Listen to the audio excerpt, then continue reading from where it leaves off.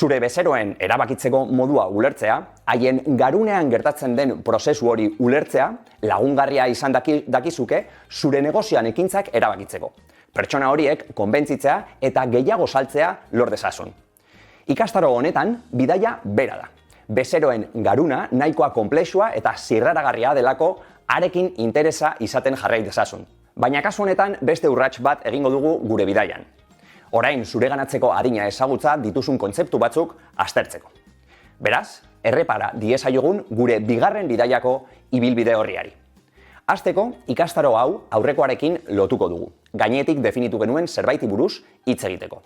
Zure bezeroen maparen ideiari buruz. Eta horrela, mapa hori ulertzen nola lagun diezazukeen ikusiko dugu. Konpentzitzeaz ari garenean, funtsezkoa den zerbaitekin jarraituko dugu. Plazera saltzea eta abstraktua dirudien zerbait zure bezeroentzako onura bihurtzea. Ondoren, ikastaro honetako gai nagusi bat jorratuko dugu. Zure dendan erostea erabakitzen duten edo ez duten pertsonen isuri kognitiboak. Amaitzeko, online denda batean neuromarketingari buruz ikasitakotik asko nola aplika dezakezun ezagutuko dugu. Eta hurrengo ikasgaian prestatutako ezagutza motxila batekin itxarongo zaitut.